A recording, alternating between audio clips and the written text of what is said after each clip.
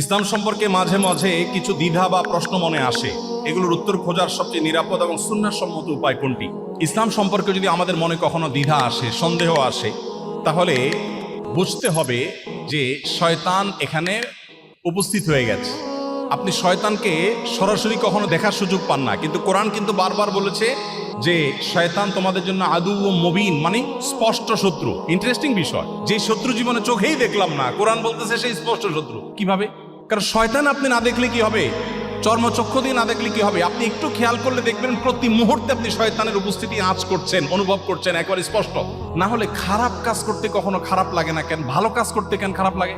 খেয়াল করে দেখছেন ফজরের সময় নামাজ পড়তে এত কষ্ট হয় কেন? ওই সময় একটা আকাম করার কথা বললে তো এত কষ্ট হবে না? কি বলেন? মানে এখানে কেউ একজন কাজ করছে, এই জন্য আপনার মনের ভিতরে যদি বাজে চিন্তা আসে, আপনি বুঝবেন যে শয়তান উপস্থিত হয়েছে। এক সাহাবী এসে বলছেন, ইয়া রাসূলুল্লাহ, আল্লাহ সম্পর্কে আমার মনে বাজে চিন্তা আসে, আমার কি মানে